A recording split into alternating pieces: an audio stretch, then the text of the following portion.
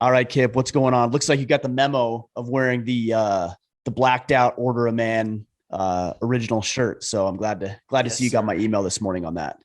I like the OG shirts. They're my favorite.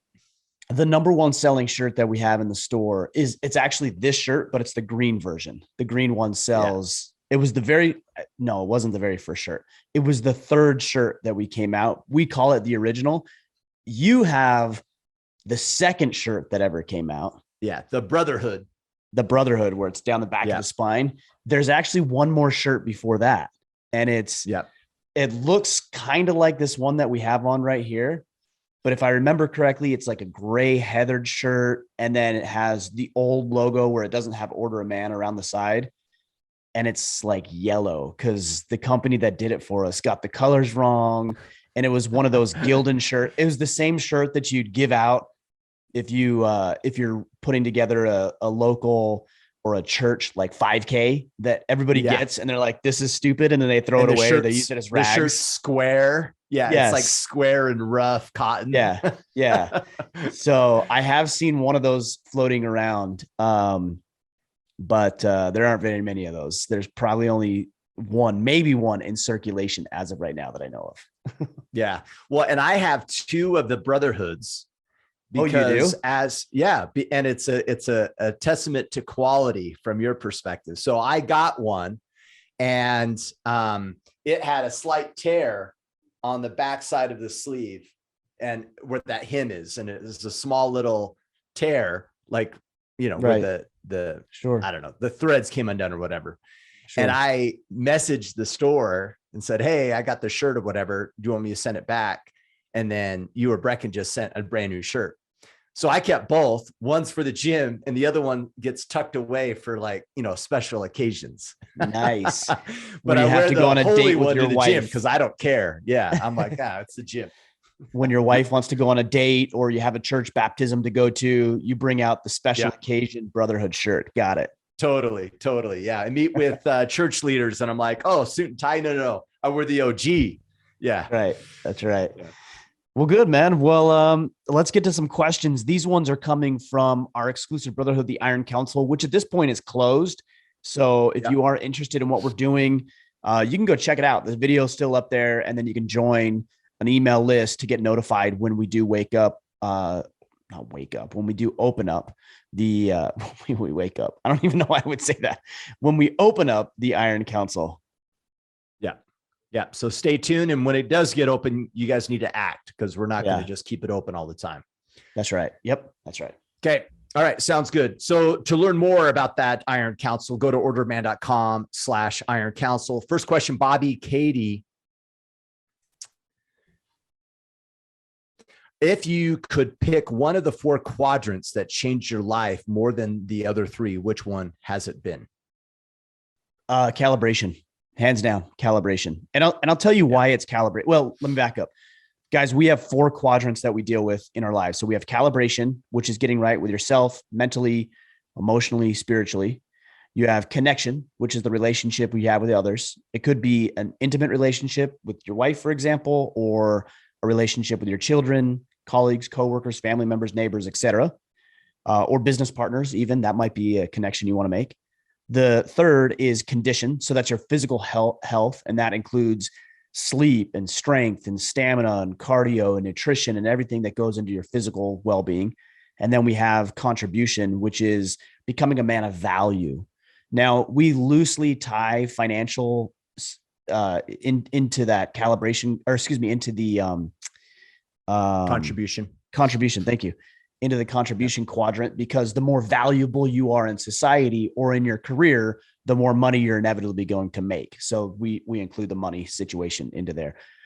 Very easily, I think men focus on the condition quadrant and the contribution quadrant. They focus on money and fitness, generally speaking. Easily measured. Yeah. Very simple, right? And it's not always easy to make more money. It's not always easy to get in shape, but it is very simple. And most of what we hear in society is directed towards those two things, like just make more money. And every podcast you listen to, every Instagram account you're following is all about body and finances. So, and there's nothing wrong with it, but I want to be a more well-rounded man and I want to cover those angles. But for me, the biggest thing is learning to focus on myself, because I have been conditioned, just like you have, Kip, and everybody else who's listening, to serve other people, to be all in with your family, to worry about the money, to worry about the body and the physical fitness. Again, all of that stuff is good. But if you can't take care of yourself, then you're never going to be able to do those other things for any sustainable period of time. So I really, really had to learn how to focus on myself, how to get right with my mind, the right mindset, get square with my emotions, and understand what the appropriate relationship with my emotions was, and then how to respond and react to those emotional feelings that I get. And then also to lock in the spiritual realm of things. So that's a very easy one for me. It's always been calibration is the number one quadrant for me. That could be very different for everybody else too, by the way. Just because I say it's number one for me, if you're 100 pounds overweight, maybe really right now, the biggest quadrant that you can deal with is the condition quadrant. And the beautiful thing about this is that it doesn't really matter where you start. If you're 100 pounds overweight right now and you start and you heavily focus on the condition quadrant, that's going to improve. Of course, it's going to improve your calibration quadrant. Of course, it's going to improve the relationships you have with other people. Of course, it's going to improve your ability to make money or to give back in the community. Of course. So it doesn't matter where you plug into the system, just get plugged in. And then it's all very interdependent, meaning if you improve in one area, you're going to improve in another. If you slack in one area, it's going to have negative implications in the other areas as well. Yeah, for sure.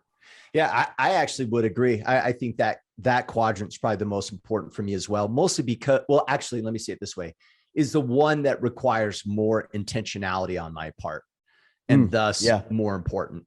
And it's really on the spiritual side. It's really easy to get wrapped up in life and, work's going well, health is good. That whole, life after death spirituality thing, I could push that off a little bit. I got some time. And so that's an area that I need to work on more. Thus, it's the one that I think has the largest potential impact, and probably the one that I procrastinate around that I probably shouldn't.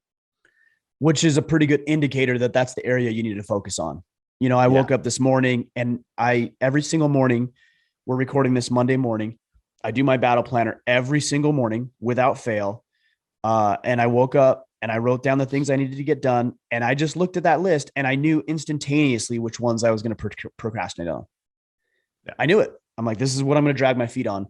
And those are the ones I've been working on first this morning up into this recording. Yeah. Because that's a pretty good indicator. Kip, you said something else too. You said, that's the one I need to be most intentional about it. But if we break this down even further, let's take the condition quadrant. And this is one area that I'm both really good in, and in other aspects of it, I'm not so good in. So with condition, it would be very easy for me to write down workout 5 days a week. Okay, I already do that. But so I don't need to win it. Yeah. Right. I don't need to be coerced or coaxed or manipulated into working out 5 days a week and then consider that a win. That isn't a win for me. I'm already winning in that avenue. Now, cutting out the processed sugars and not eating so much, that's where I need to focus on. Because I'll late at night, I want to snack and I want to eat everything in sight. And that's where I lose my gains when it comes to the condition quadrant. So it's not about what you're already doing. Kip, maybe you're better with the nutrition side than I am. Well, if I'm measuring myself to you, then I'm not actually improving in the way that I need to improve. So just because you happen to have some things in lock doesn't mean you get to check off the box. No, you got to actually figure out the things that you don't have dialed in. Yeah. What's the next level up? Yeah. Right. Exactly. Yeah. Yep. Good point. You're like a little gremlin at nighttime trying to eat some food before bed. All of it. Chips, salsa, sandwiches, burritos, leftover meatballs, whatever's in the refrigerator is, I'm going to eat it. 10 p.m. You're like, yeah, it is. It's about 9 o'clock, maybe 10, kind of winding things down. Kids are in bed. I'm like, I'm not even hungry as much as I'm bored. Yeah. You're like munchy. Yeah. Munchy bored. Because I might not eat. I don't know how many of you guys do this, but I don't eat breakfast. And it's not because I'm quote unquote intermittent fasting. It's because I'm like ready to work. I get up, I train 2 or 3 days a week in the mornings. And then I get home and I shower real quick and I'm straight to work. Like I don't have time for breakfast. Lunch, hit or miss. If I've got a lunch appointment, it's 11 o'clock right now. I think I have one more call after you. I may or may not eat lunch today, just depending on my schedule. I'm 100% on dinner and I'm 100% on chips and salsa at 10 o'clock at night. I really need to dial back on that stuff. That's funny. All right. Brett Godfrey, being a manager, what is the best way to motivate and keep employees in this strange COVID time? It's hard to get new employees, and our company is on the low end of the pay scale with no change of that policy in sight.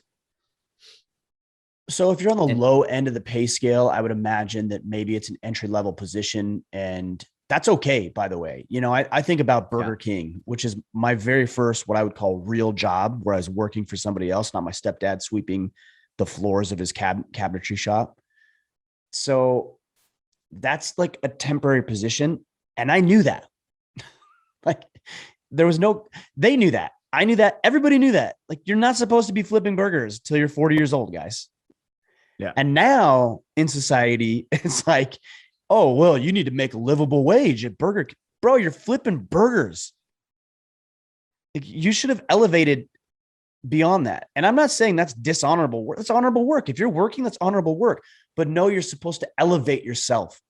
You're supposed to develop new skill sets and get better. So you're not just flipping burgers and dumping greasy fries in the oil. Like you should be doing more at some point. Yeah. So maybe, and I don't know the job, but maybe you're not paying well and it is an entry level position. And so here's what I'll see guys do is they'll pretend that it's something greater than it is. Like you see this with McDonald's signs. You go into McDonald's, it's like, come work for a competitive environment and learn how to be an amazing blah. It's like, really? Like it's McDonald's. And if you just build it as McDonald's, like, hey, come make some money so you can take your girlfriend on a date, put some gas in the car and learn some skills that you can improve on and get a better job in a year or two. I think McDonald's would have an easier time getting people hired than trying to bill it as some like career aspiration. We can help you become an astronaut, Exactly.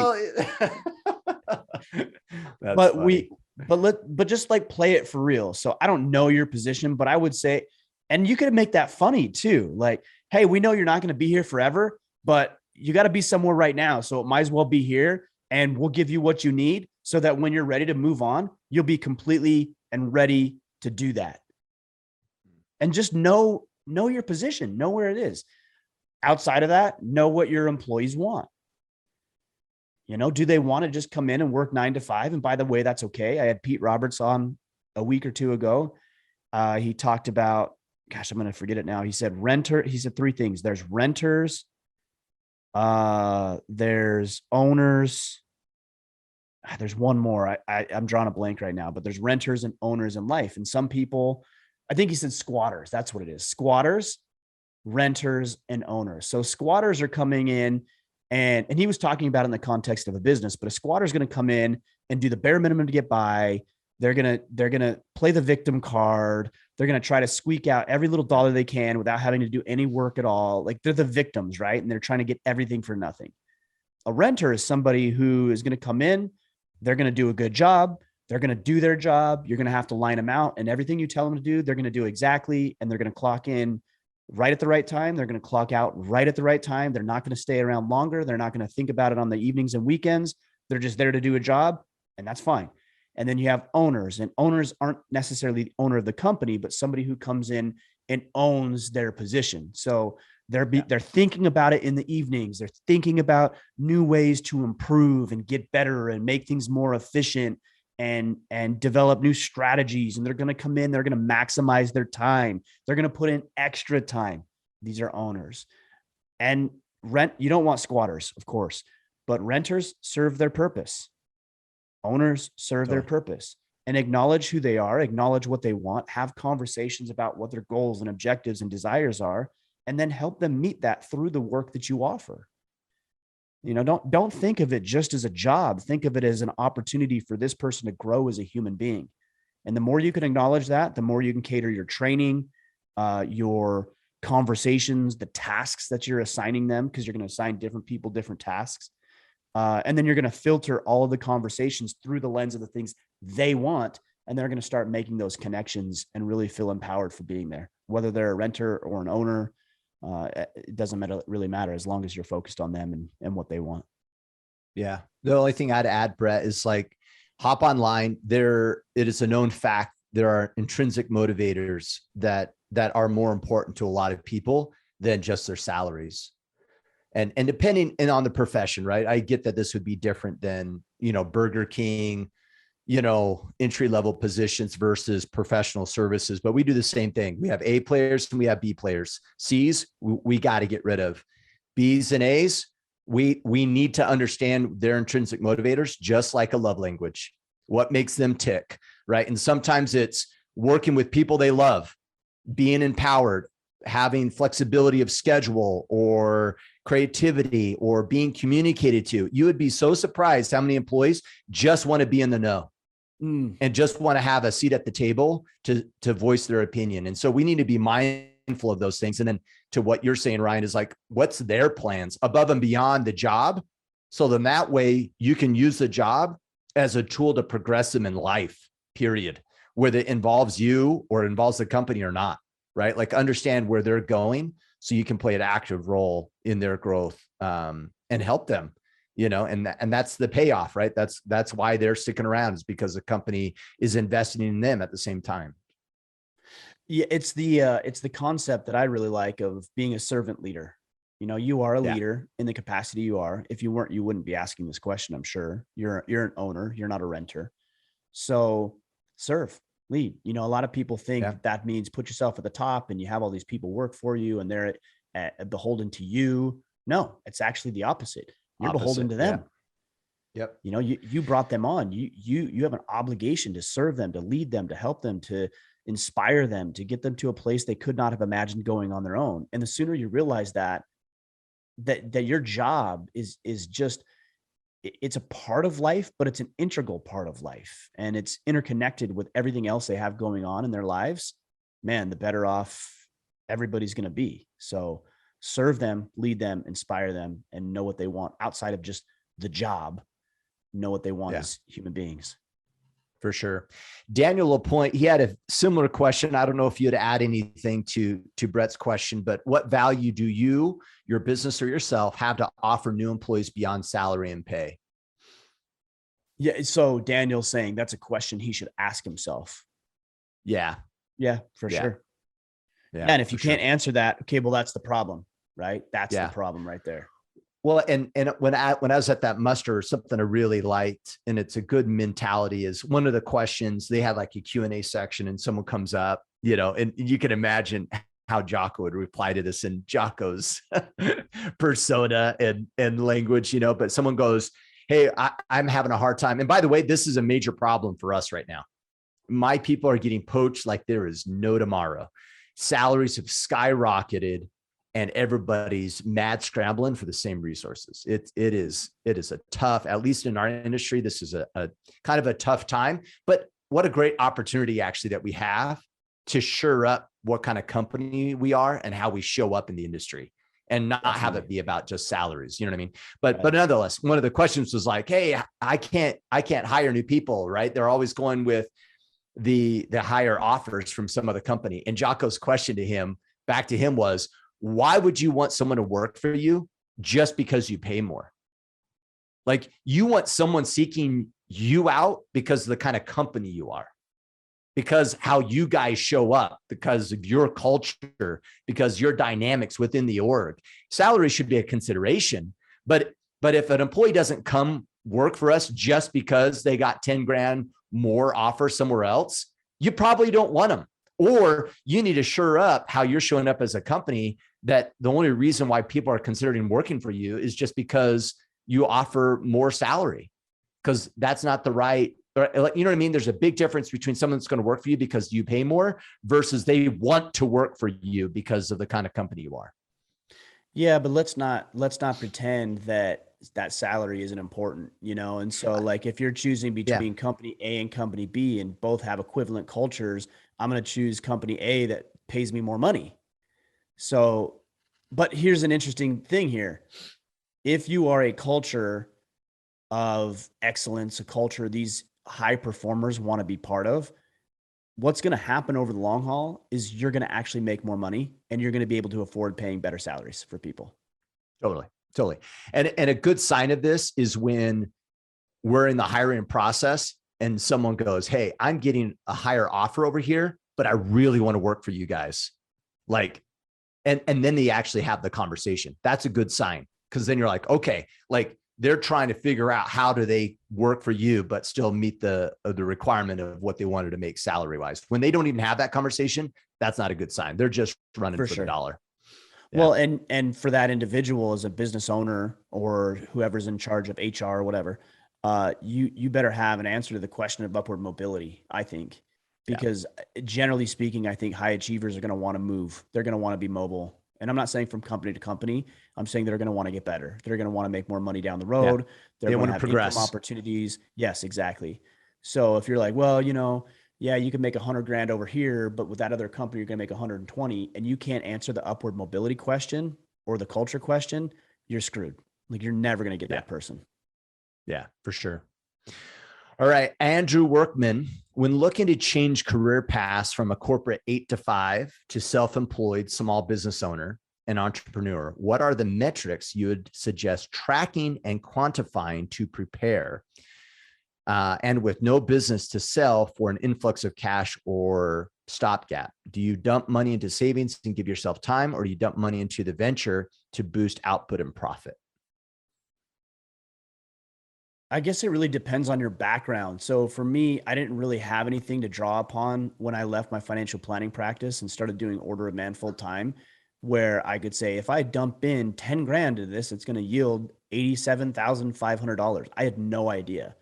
So I had no metric for that. So it really would depend what market you're getting into. If you know the space, this is also part of the reason, guys, mentors are so important, because they can help you work through that in the absence of your own understanding, which I had lots of misunderstanding and mis expectations. And I didn't know what I was doing. So I had to bring in mentors.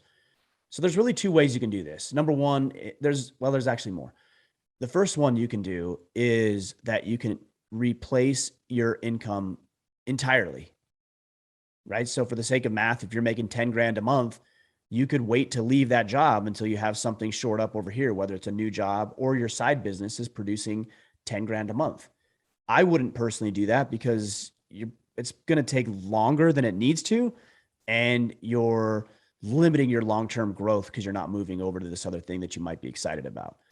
You could scale that back and you could look at, if you're earning $10,000 a month, let's just hypothetically assume that your monthly expenses are $5,000 a month. Okay, then maybe what you ought to do is, instead of worrying about making 10 grand a month with your new venture, is now you're going to make $5,000 a month, because you know that at least your monthly expenses are covered.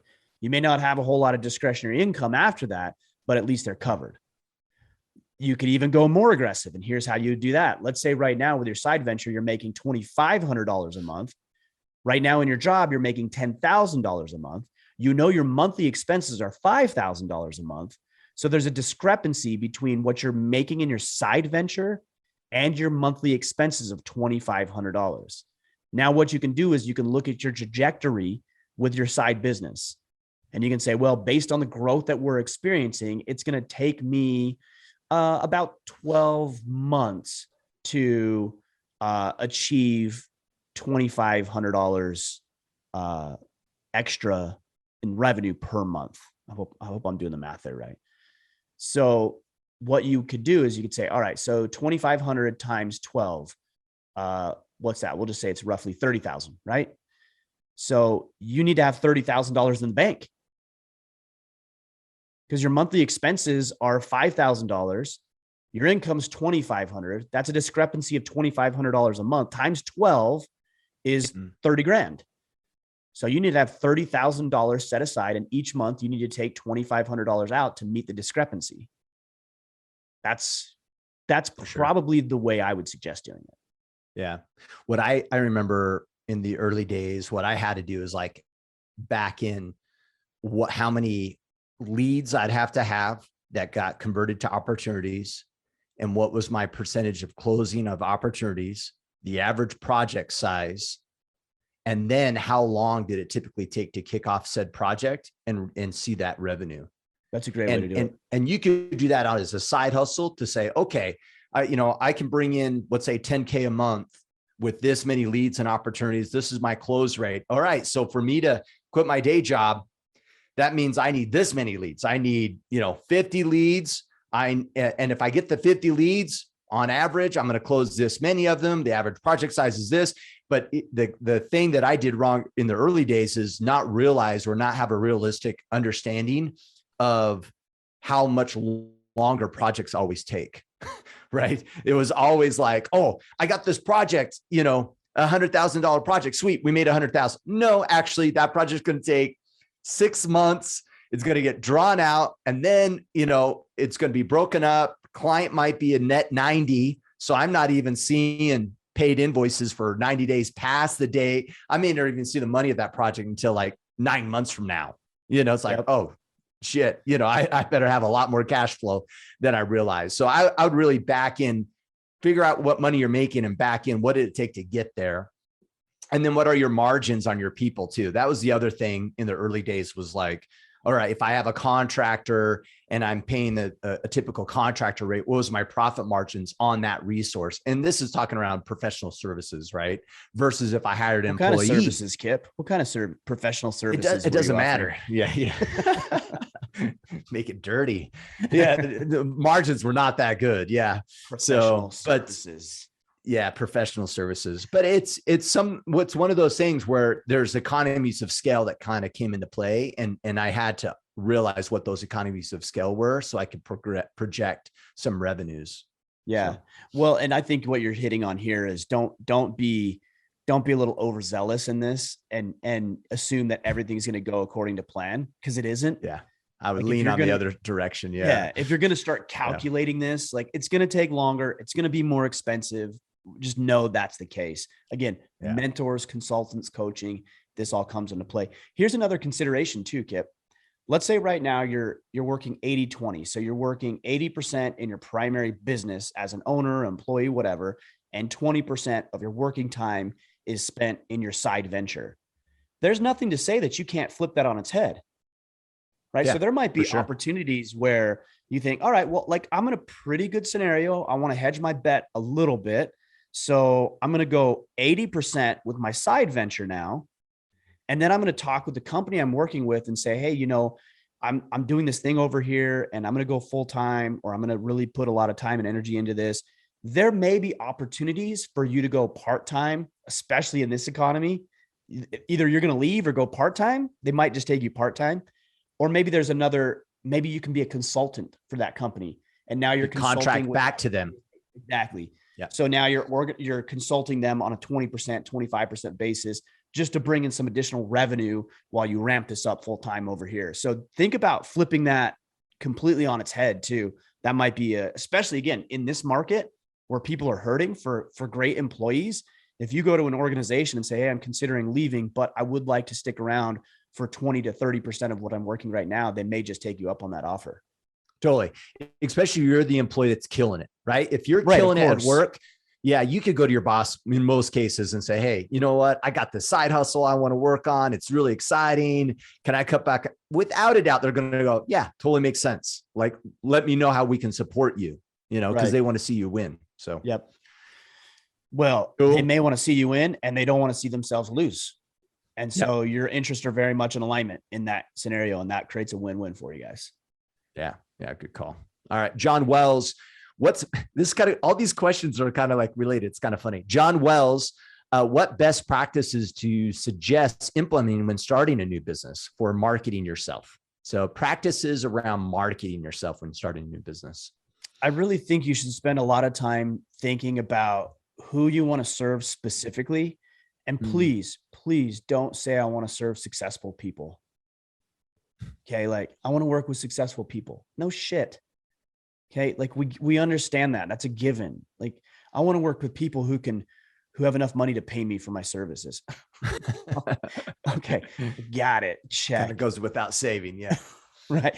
But people do that all the time. They're like, Yeah. I just want to work with like ultra successful people. Okay. Who doesn't want to work with successful people? Of course you do. You need to get more specific than that. So when I say, who do you want to work with? Who specifically do you want to work with? Well, I want to work with men. Good. More specific.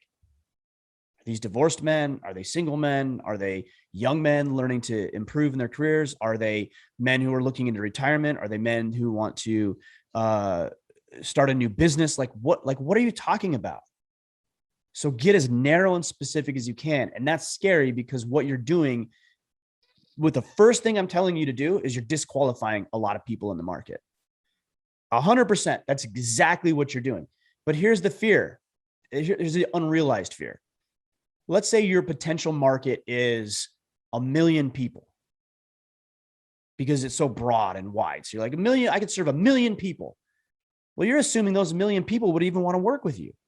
You're assuming that if you talk the way you talk and speak the way you speak and offer the services you do, that you're entitled to those 1 million people to be your clients. They're not even yours yet.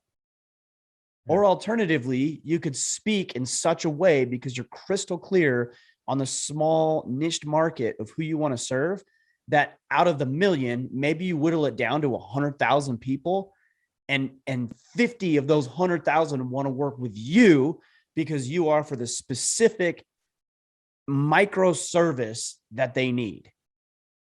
And so people will say, well, that's 1 million people I'm leaving on the table. Well, 0% of 1 million is 0. 50% of 100,000 is 50,000. So which market would you rather work in?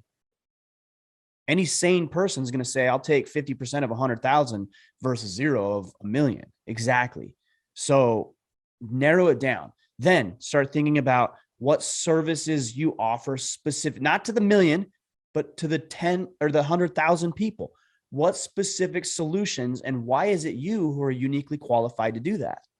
Yeah. Unique selling proposition is what this is called typically in the industry.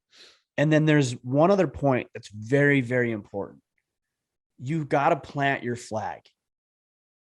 You have to plant a flag and you have to be willing to ruffle some feathers when it comes to marketing.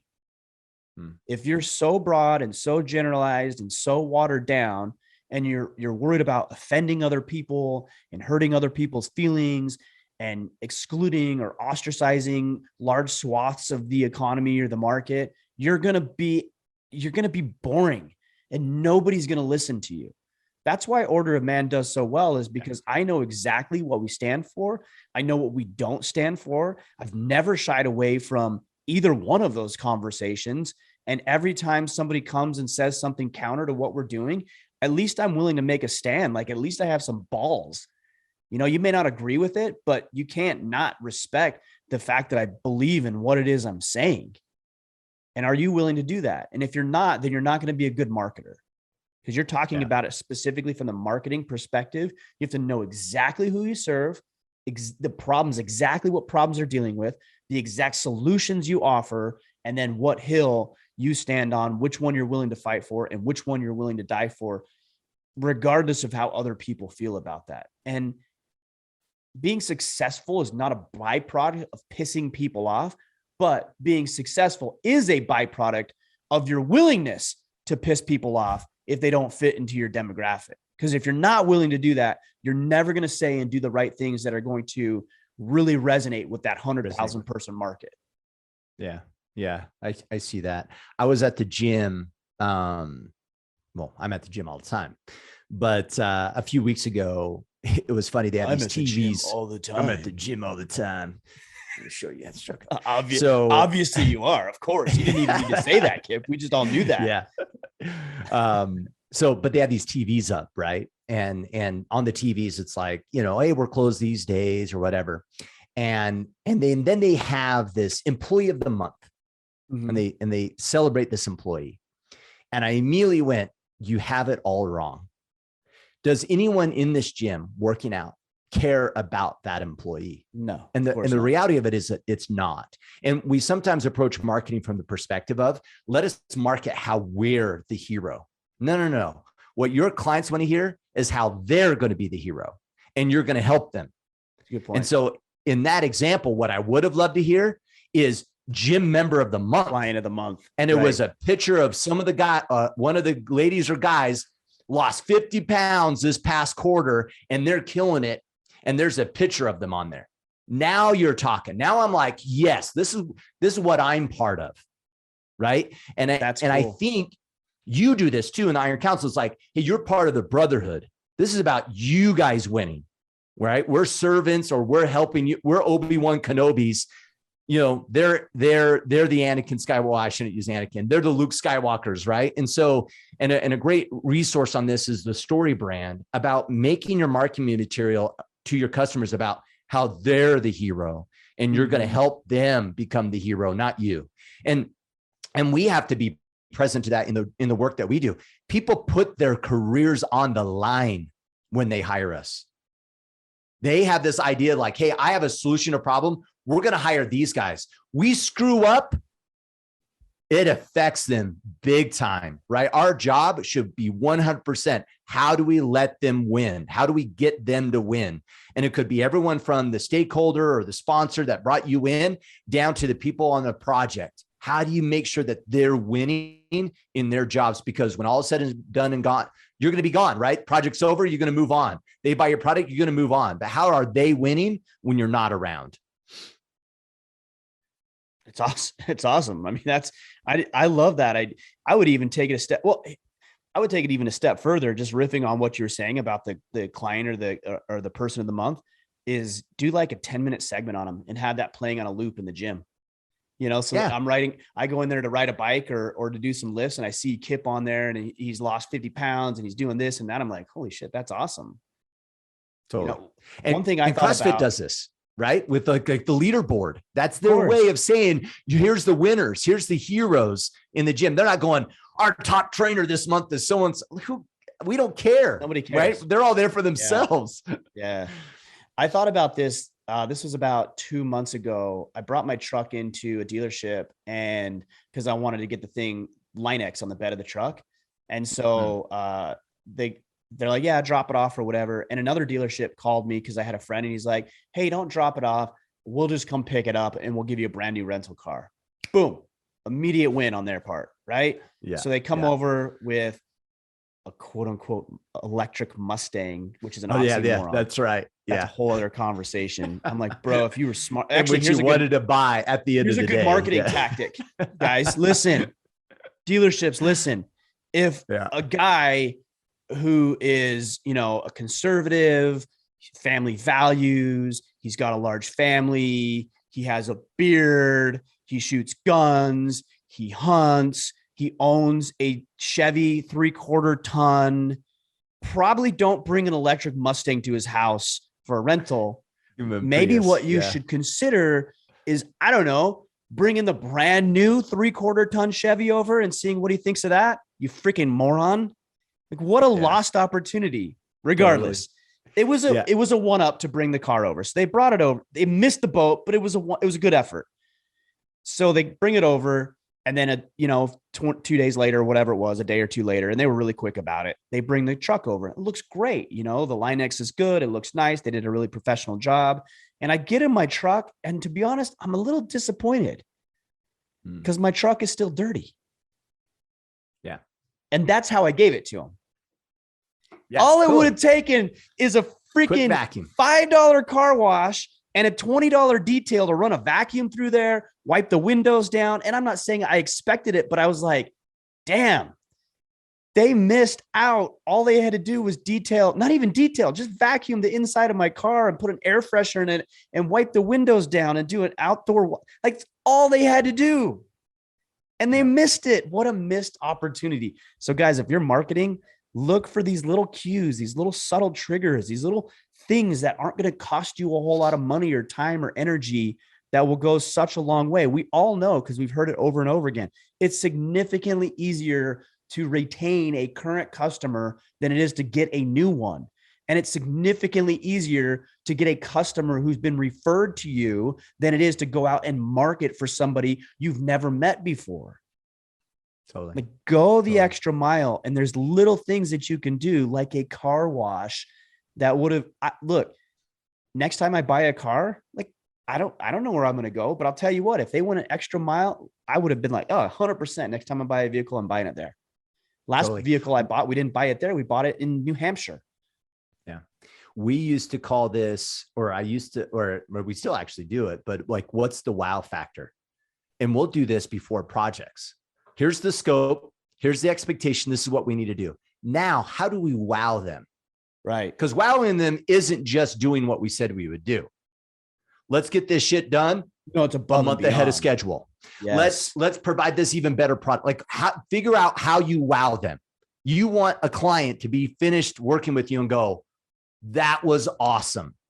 That should be the objective, right? And you can be intentional and plan it and not let it be kind of accidental. Be intentional about how you plan to wow them. Yeah, totally. Well, think about when you came out. Oh, go ahead. No, I was just going to rant about when I take my car into the dealer, they always give me the 5 Series with the upgraded turbo.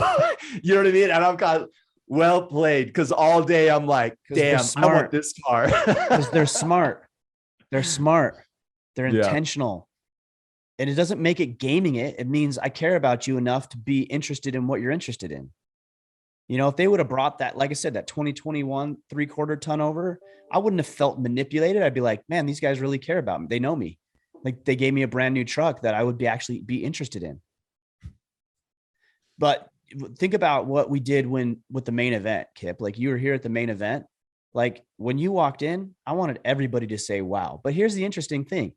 Everybody had already bought their ticket. Like I didn't need to sell them on anything. They already bought their ticket. And yet they came in, and it was the way it was set up and the things that we did in the barn that went above and beyond, to the swag and the merchandise we gave away. And we had 4 or 5 guys there helping. And I said, guys, when you set these things up on the table, they need to be uniform. Like everything needs to look, they need to be spaced the same. They need to be in the same order. So when people walk in, it's that wow factor. And you know what? Because of that, we already sold out 2022. Yeah. Because everybody was so impressed with what happened and what went down, because we were deliberate and intentional about that. Now I don't need to go out. Look, I've had a lot of guys complain. They're like, hey, I just never see anything about the events. Like, when are we going to know about events? I'm like, bro, I can't even, like, we sell out to people who already come to events. I don't even market them publicly anymore. Yeah. Yeah. Talk about a marketing strategy. Totally. All right, let's drive on. All right. All right. Greg Eckhart, do you have any tips or practices you have on task switching? Sometimes I find it difficult to, under the stress of work and demands of family, to maximize my time in areas I want to develop. Well, time blocking is a good tactic. So I did that this morning, in fact, Kip. So I had a bunch of emails I got behind on. I had to do my daily planning, and then I had to just do some basic financial stuff for my accountant. Excuse me. And I knew that you and I were going to get on a call today at 11 o'clock. So I got done with some other stuff about 9:30. So I realized I had an hour and a half to complete these things. And then I gave myself time on each of these things. I said, okay, so it's 9:30 right now. By 10 o'clock, I have to have my emails done. Like 100%, the emails have to be done. And I was so much more efficient from 9:30 to 10 because I gave myself that deadline. Then from 10:30 10 to 10:30, I did the accounting stuff, and I got that over to my accountant. And because I had a deadline, hyper efficient. I wasn't like thinking around on my phone or like playing with a kid. Like I was hyper focused on that. And then I actually got that done early. So I had that I was going to, from 10:30 to 11, that I was going to work on some other things, but I got the accounting stuff done early because I was so focused. And then that gave me 40 minutes to focus on these other things. So I give myself deadlines, and those deadlines help me to achieve much more because they keep me on track and focused. If I say, oh, at some point today, I need to get my tax stuff over to my accountant, I'm probably actually not even going to get it over at all, let alone in an efficient and effective manner. So have those deadlines in place. It's the same thing with he was talking about things that he wants to improve upon. Let's just say those are personal objectives like jujitsu, for example, or shooting or training or working out or just reading a book. Put it on the calendar and make it a non-negotiable. A lot of people will tell you, you've heard that before, like just put it on the calendar and schedule it on the calendar. But if you allow yourself to negotiate with your calendar, then that's a problem. Don't negotiate with your calendar. Once it goes on, negotiate first. And then once it's negotiated, then put it on the calendar. And then that's your word is your bond at that point. And so if you're supposed to read from 3 to 3:30 or 3 to 4 or whatever, you've already negotiated that. Like you've already figured out that works. You've come up with the appropriate time. You know what book you're going to read. You know why you want to do it. And because it's on the calendar, no more negotiation. Do it, get it done. And if it doesn't work, still do it, but then renegotiate after the fact of you already doing it. But once you're on the calendar, it's got to be implemented 100%. Yeah, for sure. Yeah. And I think another way that you've already said is just being present, right? Don't try to multitask in those time blocks that Ryan's talking about. That doesn't work, right? Oh, I'll spend 30 minutes on my email, but I'll also like do these other things, or I'll allow interruptions. It's like 100% present. If it's jujitsu for an hour, do jujitsu, nothing more for the hour. If it's spending time with your family, put the damn phone down, be 100% with your family. And that's how we find productivity in those time boxes, I think. So today when I was going through emails, when I say go through emails, I'm saying go through my existing emails and respond and delete and act on all the emails that I already have.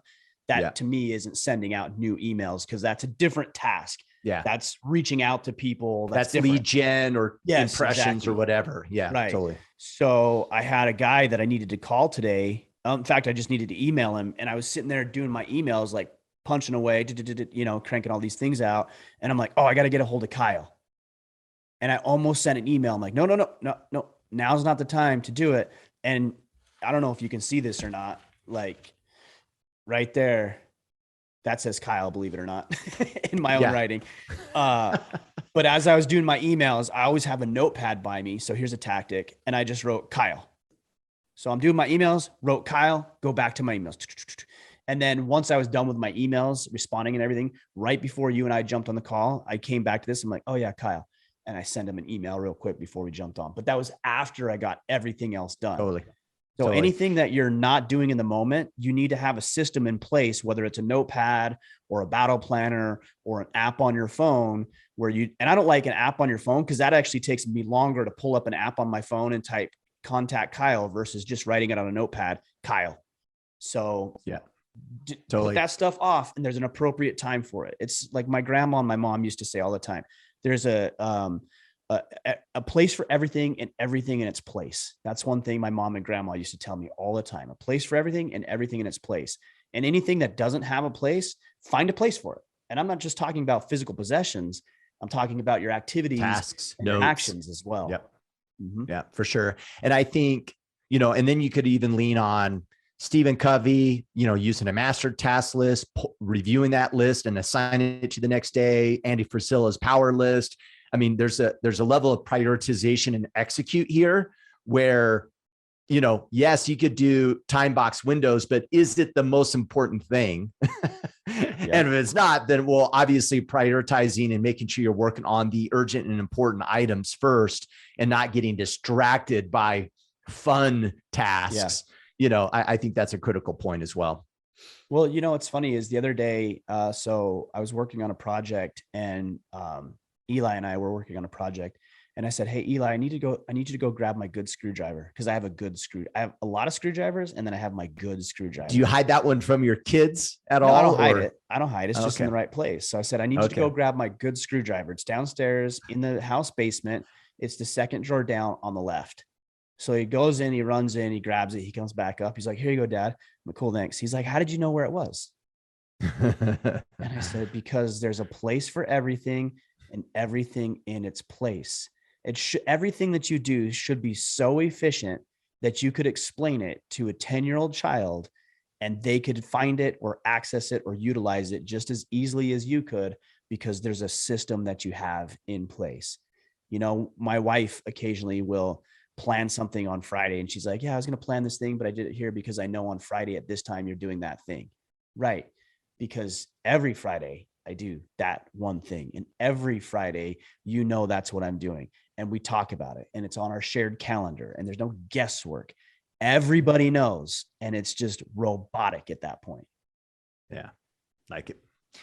Jake Thompson, any plans to bring on the podcast successful men of the Iron Council or other non-famous men? I'm assuming it's because we're famous. Yeah. I mean, it has nothing to do with David Goggins or Jocko Willink or Andy Frisella. Yeah, I'm sure Jake was talking about us. Yeah. He's definitely talking about us. Normal men. Normal. Well, look, we're all normal, even those other guys that we explained. Look, we get this question quite a bit. And I, maybe I ought to take it as feedback that guys want to hear from ordinary guys. I'm just not going to. I'm just not. Like if you want to hear from an ordinary, look, we're getting these questions from the Iron Council. If you want to hear from Iron Council members, to the guys in the Iron Council. You're a freaking member of the Iron Council, bro. Like call somebody up. Maybe you hear something on Friday and Steve says something that really resonates with you. And like, I'd really like to hear from him on the podcast. Or alternatively, you could pick up the damn phone and call Steve and tell him how much you appreciated what he shared. Yeah. So no, there is no plans to bring ordinary guys. Look, we got a great opportunity here on the podcast to bring in not ordinary guys, extraordinary guys. But listen to that phrase, break that word down for a minute. Ordinary, extraordinary. We say it really fast. Extraordinary. Yeah. Slow it down. Extraordinary. Okay, what that means is that they're ordinary guys, but they go above and beyond. They're extraordinary. They're all ordinary, but they've done something or learned something or implemented something over a long enough period of time that's made them extra. It's not that they have access to anything that you don't. It's not that they have information that isn't available to you. It's all there and it's all available. And I personally want to know what it is. If I want to talk to an ordinary guy, I'll go talk to my neighbor. And that's not to diminish my neighbor. I like my neighbors. Yeah. I think they're great people. And if I want to talk with ordinary people, that's what I'll do. If I want to talk with a member of the Iron Council, I'll pick up the damn phone or the email or whatever and use the system and call that person. But we have an opportunity to use the podcast as a powerful tool to talk with extraordinary guys and learn what they did in order to lift themselves out of obscurity into something that they truly wanted. I think the reason people ask this question is because, well, what they say and what I've heard in the past is, well, I just don't relate with these guys. Right. That's the point. That's a feature, not a bug. Of course you don't relate with them. The point is to figure out what they know so that you can relate with them. If you related with them, you would already be them, and then you wouldn't need to hear from them. Okay, don't say that you don't relate with them.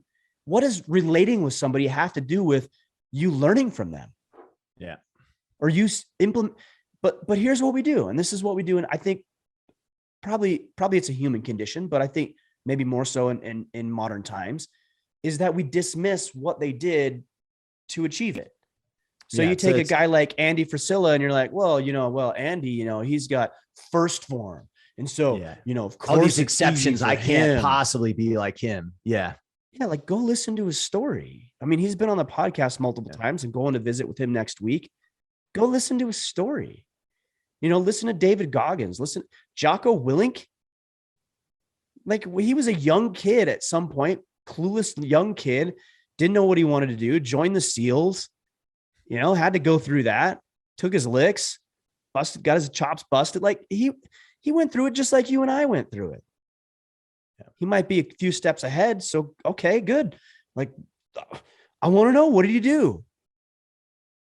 Right. So I'm looking for people, like I'm trying to improve my life. I want to be better in all four of those quadrants we talked about earlier. And I kept like, let's go back to jiu-jitsu. It's like, okay, if I want to become a great practitioner of jiu-jitsu and all I ever did was rolled with white belts, like I'm never going to get better. Like, I got to go get pummeled. I got to go get beat up. I got to go feel a little embarrassed or a little inadequate. You know, I go into class. I went and trained yesterday with Pete, who's been a black belt for, I don't know, 20 years. No, not that long, maybe like 9 years. Ryan Daggett, who's a black belt, Dennis, Keegan, like these guys. I went in there and there was 5 of us. It was a small training class. And I'm like, I'm the worst one here. That's what ran through my mind. I'm the worst one here. And so I was a little like, that sucks. That was my thought process. Yeah. But then I was like, oh no, I'm the worst one here. And there's a bunch of guys who aren't even here. And I'm here. And these guys are going to teach me. And it was powerful. But our human tendency is to say, well, I'm the worst one here, so I'm a loser. No, bro, you're not a loser. Like, you're there. Open your mind, open your heart, open your soul, open everything you can to learning and growing and experiencing. Well, I just don't relate with these black belts. What does that have to do with anything? Yeah. Keep hanging out with them and eventually you will. Yeah, exactly. So, I mean, this is not to beat up the gentleman who asked the question, but it is to beat up the question a little bit. And it is to beat up the motive of the question a little bit and ask, why is it that we're asking that question? Like, this is an opportunity to do some self-reflection. Why is it that you want to hear from ordinary people? Answer that. And some people will say this. They're like, well, you just like to have famous people on the podcast. Okay. They're using fame with a negative connotation, right? So they're like, well, it's because he's famous. Well, why is he famous? Oh, why is he well known? That was profound. Oh, right. Okay. Got it. Yeah. Right. Why do so many people follow that individual on social media? Why does he have so much success? Because it's likely that he's adding genuine value through his life's experiences. So the fame and the notoriety isn't what I'm interested in. The fame, the notoriety is a factor, not the only, but a factor. It's an indicator that this individual, A, knows something important, B, other people are interested in it, and I need to know they're interested in it because I have people listening to the podcast, and C, they can communicate a message in an effective way that lands and resonates with people. That's what I'm looking for. Yeah. So hope that provides some insight. Great. Greg Eckhart. I seem to have trouble finding objectives for the connection quadrant. I know I need to develop better relationships. What are a few objectives you have used in the past that you have found to be most rewarding? Projects in the connection department. So my son and I built the canoe together, right? So that was a connection quadrant objective, excuse me. Okay. Yeah. We walked away with a canoe, but it was less about the canoe and more about the connection and the relationship that we developed. I like that. Months. I like the fact that it had an objective for him and you, like for the both of you to work towards a goal, an objective, not just connect with Brecken. You know what I mean? Yeah. Because people will do that. You know, they'll say like, connect with Brecken, connect with the other kids, connect with your wife. Okay. Maybe, for example, like here's one with your wife. Instead of saying, I just want to connect with my wife better, maybe in the next 90 days, you want to plan a vacation to the opposite coast. So you're on the West Coast and you're like, hey, in 90 days, my wife and I are going to go visit the East Coast. And so what do you do to plan for that? Well, you're talking about what you guys want to do. You're planning it out together. You're saving money. She's probably saving money. One of you, if not both of you, are probably the spender. And so you're going to have conversations about finances and why we're going to sacrifice what we want now for what we want in 90 days. And you're going to explore and you're going to make plans. And then you go after all of that, which is the real reward.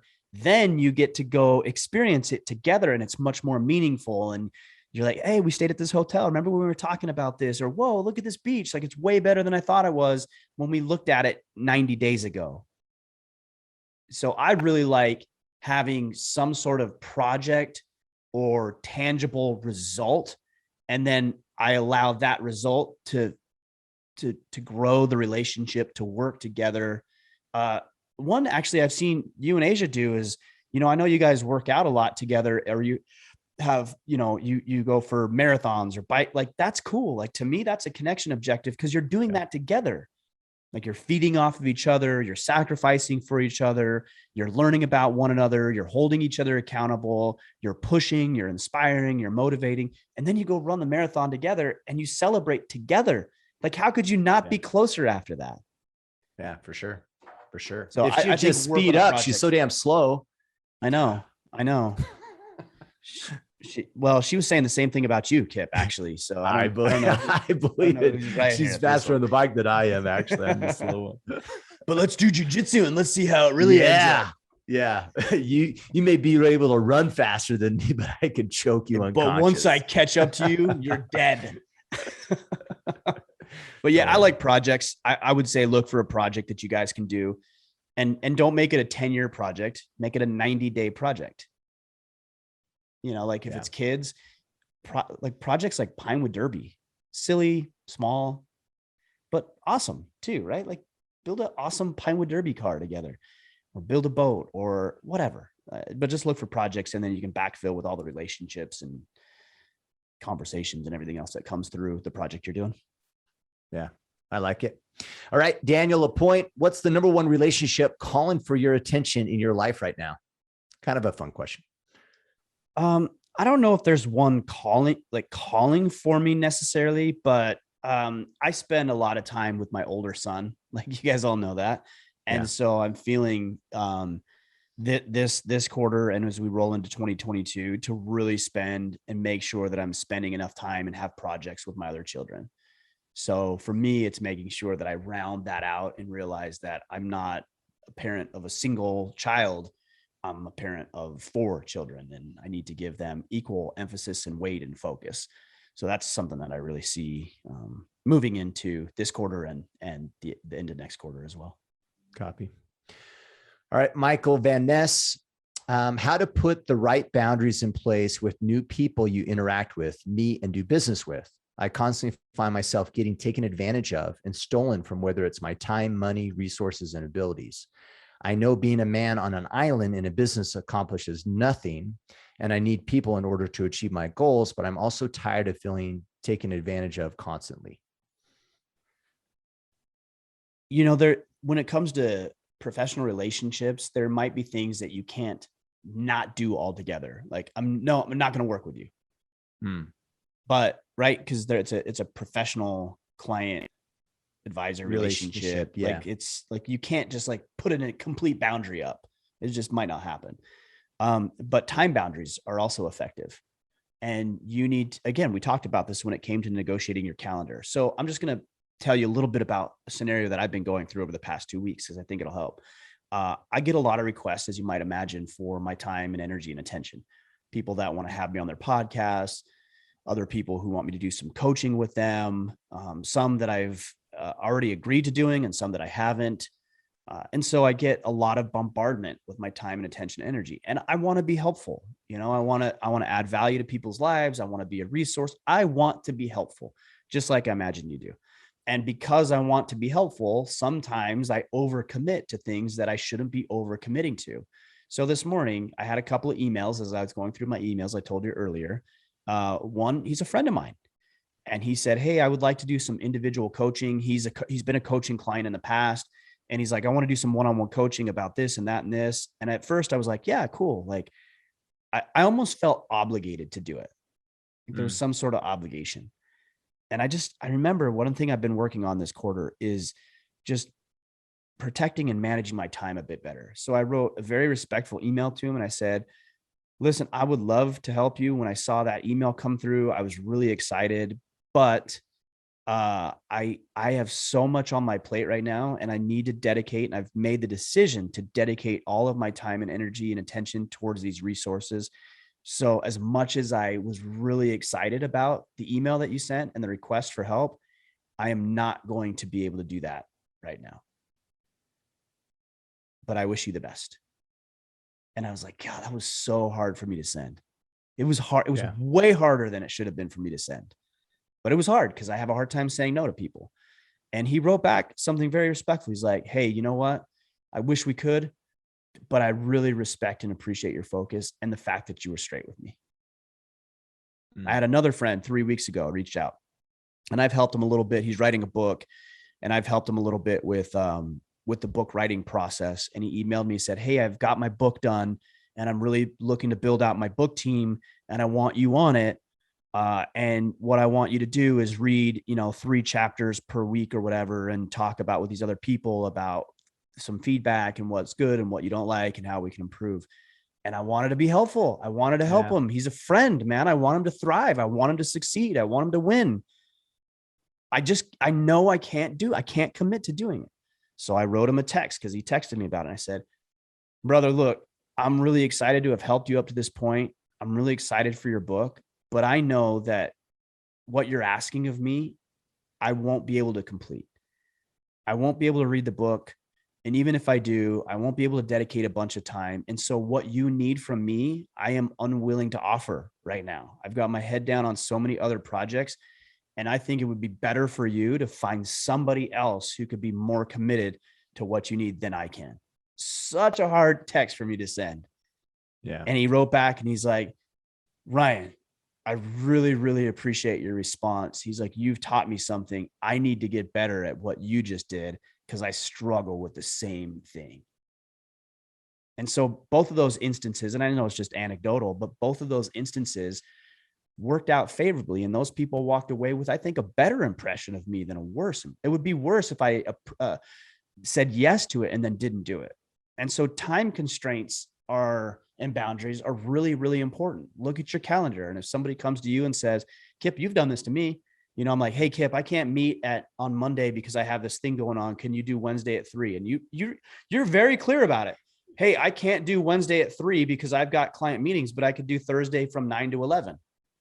Yeah. I don't think less, like, it's never in my mind, crossed my mind, "Well, Kip, he's just not dedicated to the cause."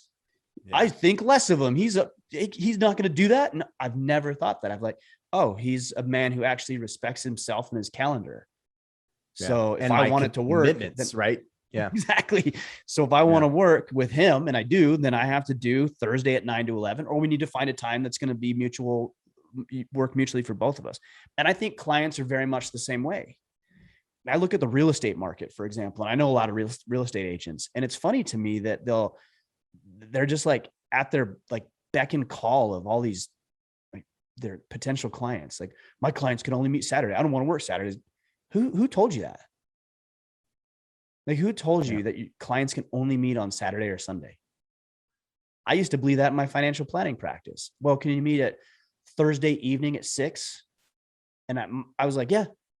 All the time I said that. And I got so discouraged and so drained because I was never home with my family and I'm doing these client appointments. And then I made a decision. I'm not doing that anymore. And so when his client said, "Hey, will you meet Thursday at 6?" I'd say, "No, but I'll do Friday at 2. "Okay, that sounds good." I'm like, "What? Why did I wait so long to do that?" Or I'll have people who reach out for a podcast, and let's say they reach out for a podcast, and I really want to go on the podcast because I like helping them and I like getting exposure for our brand. And they'll say, "Hey, I'm doing this other job, so I only do evenings and weekends." And I'll write back very respectfully, "I really appreciate the offer to come on your podcast, but I don't podcast on weekdays, or excuse me, the evenings or weekends. If you'd like to make something work between 9 and 5 o'clock, Monday through Thursday, I would love to do it. And I'll leave that to you to decide." Yeah. And 99% of the time they're like, "Oh, well, okay, I could do it on my lunch break." Okay, that's fine. And some people might actually feel bad about that. Like, "Oh, I don't want them to have to use their lunch break." Why? They could say no if they don't. They could say exactly. Yeah. And why should I use up my precious time or important time with my family just so somebody else isn't put out? Like, they reached out to me. Right. And I'm sharing I know this is a really long answer and I'm sharing a bunch of stories with you guys, but this is important. This is what we don't do. And so if you have a client or an employer or something that's happening and you're not putting these types of boundaries in place, of course you're going to feel railroaded. Of course you're going to feel like you're being taken advantage, because you are. And you're not standing up the way that you should be standing up. And that doesn't mean be a jerk, by the way. It just means be firm and resolute. Yeah. Hey, look, client A, I know that you want to meet this Friday at 3 o'clock. I've got a prior commitment at 3 o'clock. And you don't owe them an explanation, by the way. Like, you don't need to tell them what the commitment is even. And you shouldn't. You don't even need to tell them you have a prior commitment. You could simply say, hey, Friday at 3 does not work for me, but I'm available the following week, Monday from 9 a.m. to 5, or Tuesday from 11 to 3. Do any of these time blocks work for you? I really want to make sure we work together. And I think anybody who you'd want to work with would actually respect that. Yeah. And typically aren't that put out, right? Like No, I find it because they amazing have a how schedule often that's in too. my own head. I'm like, oh, I don't want to be inconvenient, but can you make this time? They're like, oh yeah, not a problem. And Right, it's because they have a usually not a schedule big deal. too. They Yeah. understand what it's like to have a schedule. Yeah, for sure. There is one other dynamic here that we need to be aware of. So Robert Glover talks about this. There's other people who talk about it. I've had multiple people on the podcast talking about this quote unquote nice guy syndrome, where people feel like they're getting railroaded because they're nice and they're trying to help people, which is good. Yeah. That's good. But if you don't have boundaries, it's a problem. Is that if there's this spectrum of like niceness and assholishness, like we all fall just naturally somewhere on the scale. Like we all know people who are so nice that it's to their own detriment. And we know assholes to their own detriment, right? And the hard part is you got to find, like, you got to move on this scale a little bit. You got to find where it best operates. I kind of feel like if nice is on the right and asshole is on the left, that you should be to the right of center. You know, like you still can be firm and resolute. You're not an asshole, but you're not totally nice either, trying to appease everyone. So just slightly right of the center. But when you're trying to find where you should be, sometimes you need to go a little further on the spectrum than you should.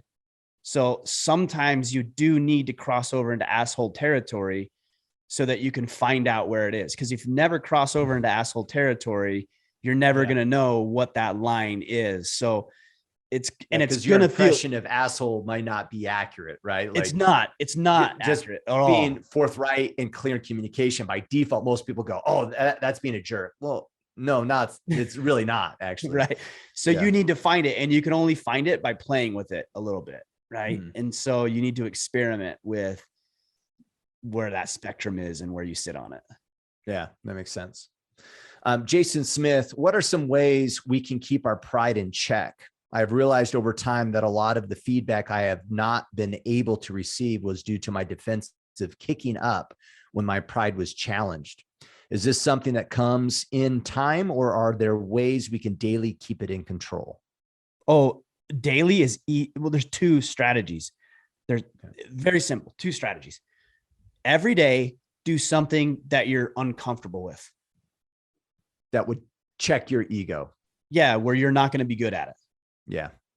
Like just go, like today or this week, commit to going to Rotary or BNI or Chamber of Commerce or some organization and speak in public. Be the noob subject. Doing something. Yeah. Yeah.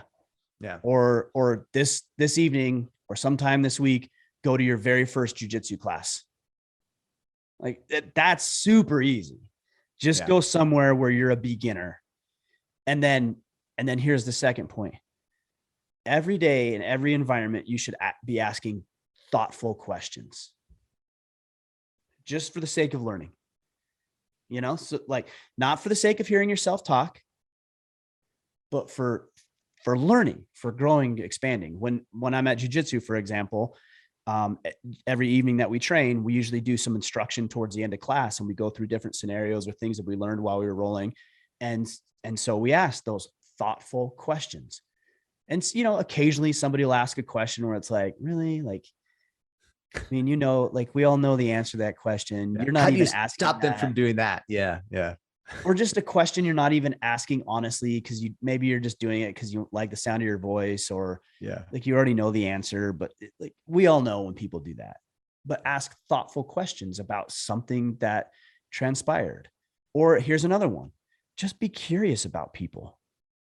I ask a lot of questions of people, and I wasn't always great at this, but I am very curious about what makes people tick. I've got a good friend, Brody Cousineau. He owns a wood mill here in the area, and he was talking about pivoting and transitioning from other products that he was making to new products that he was making. And so I asked him a bunch of questions about it because he showed me one of his new products, and like I was just very curious. Like I don't know anything about wood manufacturing.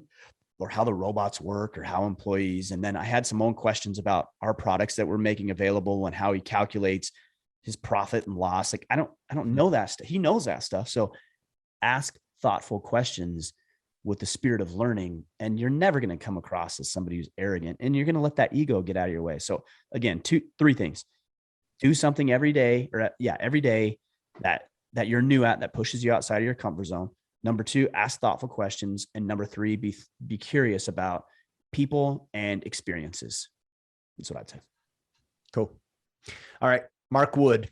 Last one right When here. I started the Iron Council, I was broke and usually in the negative. At best, I had hundreds of dollars, and now I'm at a point where I have thousands of dollars consistently. The next level for me is 100,000 in the bank and on to hundreds of thousands and then millions. My question is, what does it take to get to the next level? I see the hundreds of thousands in sight. I really do, but the millions is a different level. And I know one gets to that level by simply working more hours. It takes big moves and calculated risks. I think I know the answer, but I just want to hear your thoughts on this. Is there one thing, or is it multiple things and moves to get you there? Well, yeah, I mean, it's definitely multiple moves to get you there. It's never just one thing. I could tell you one thing, but it's never one thing. But you're actually right about something. When you said, I know getting to millions is just going to take me working more hours. I bet there's a lot of people who heard that and said, oh, that's wrong. It's actually not wrong. It's right. But here's how you do it, because there's only so many hours you have. Yeah. It can't be a 1-to-1 ratio to your time. Yeah. Right. Because if you're like, well, just work more hours, at some point you're going to run out of hours. Yeah. You know, how do you take somebody like Elon Musk or Jeff Bezos, some of the richest men in the world? Well, how do they take the same amount of time that I have and make that level of income and wealth? Here's how they do it. They leverage themselves. They magnify the hours of working time. And that doesn't mean that they are personally working. It means other people are working, which frees them up time. It taps into other people's expertise and knowledge and skill set. You can create technology that's available that will speed up some of the process. Every morning I wake up and somebody has bought new shirts and new hats and new battle planners. I wasn't working to earn that. Like I was making money while I slept, and the podcast continues to be out there in the internet world without me having to record a conversation every minute of every day. It's there. People can go back and listen to it. So now, yes, more hours for you, but not necessarily you working those hours. So the next step is going to be twofold: technology that will leverage your time. So I can't remember, is Mark a contractor? I can't remember right offhand. I don't know what Mr. Wood does, to be honest. So Mark, I apologize. You've talked to me in the past, and I think I've just drawn a blank here, but let's just hypothetically say you're a contractor. Like, you can only build so many homes. And so instead of swinging a hammer, the next step is moving into a general contractor position, right? Yeah. Now you're not swinging the hammer. You have other people swinging the hammer that you've hired or you've contracted out. And then now you don't need to know how to do tile if you're a general contractor, because you just sub that out to somebody who knows how to do tile and how to do plumbing and how to do heating and how to do framing and how to do roofing. You're not doing it. You need to know a lot about it. Yeah. But just enough that you can bring in the right people. And so you leverage that time and that energy. Another strategy is, so that's bringing in people as resources, right? Another strategy is that maybe at some point you learn this special, I don't know, way of doing something. And now you put together a course that helps other contractors learn the models and the teachings and the marketings that you do. So John Gilliland, he's a good member of the Iron Council and a friend. He's been around for a long time. His brother-in-law, Lee, was a roofer, but he's an expert marketer. He's an unbelievable marketer. And now he puts together courses and programs and conferences on how other roofers and contractors can build out their own practices through effective marketing. Like, this is somebody who understands how to leverage himself and move above and beyond. So you're going to bring in the right people. You got to start bringing in the right technology so that you're not having to do, Kip, to your point, the 1-to-1 ratio. Now it becomes a 10-to-1 ratio, I mean, think about the people that we have in the Iron Council. So Kip, we've got you, we've got Drew Kachurik doing the membership stuff. He's going to be doing some email marketing and some merchandise store here pretty quickly. We've got Reese Carter doing the back end, all the data points and all of that stuff, figuring out how we're efficient, where the inefficiencies are. We've got Chris, who's doing events. I don't do all that stuff. I do some of it, but he manages that, sends the emails, makes sure the payments are coming in. We had battle team leaders, right? We've got 45 battle teams and 45 team leaders. Could you imagine if I had to go on 45 calls a week?